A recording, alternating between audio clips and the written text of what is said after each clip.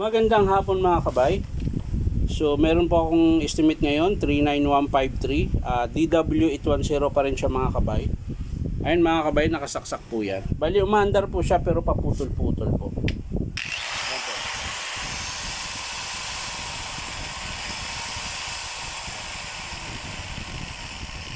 Ayun, nawala na po mga kabay. Naka-on po yan.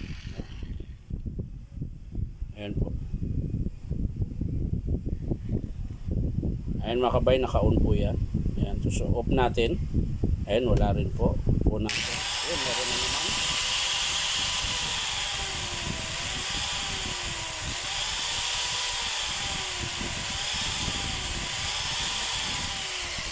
So titingnan natin yung switch. Titingnan natin yung switch mga kabay kasi parang malambot siya eh.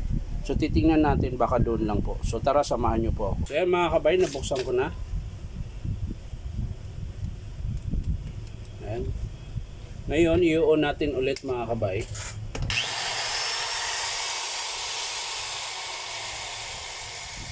So ayan mga kabay, tingnan nyo po. Ayan, gumana. So namatay. Bitawan ko, nag-on.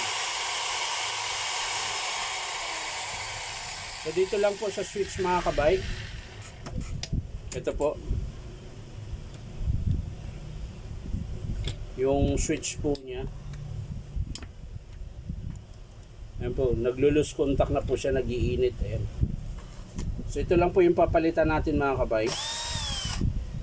Pag mga ganito mga kabay, kinakabit ko na kasi switch lang naman po, mura lang po to. So kakabit ko na mga kabay, kunin ko lang po yung switch. So ito na po yung switch mga kabay. Ayan po. So kakabit ko na po.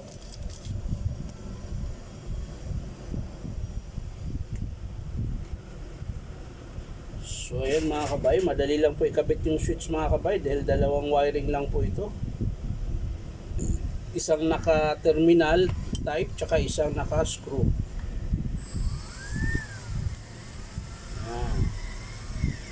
Ayan, ganyan lang po mga kabay. Tapos na. Eh mga kabay, nakabit ko na po yung switch.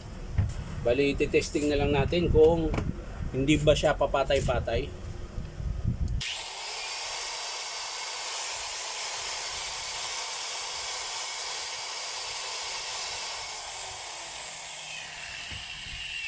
Kaya mga kabay, switch lang po talaga ang sira niya. So ngayon, sasara na po natin mga kabay. At nang matapos na po tayo.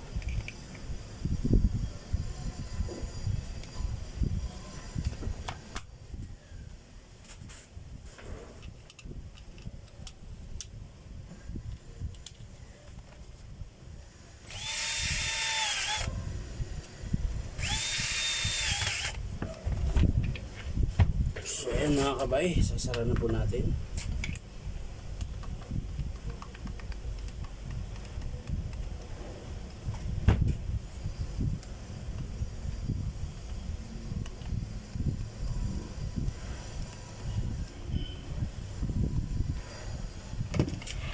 Testing natin ulit mga kabay.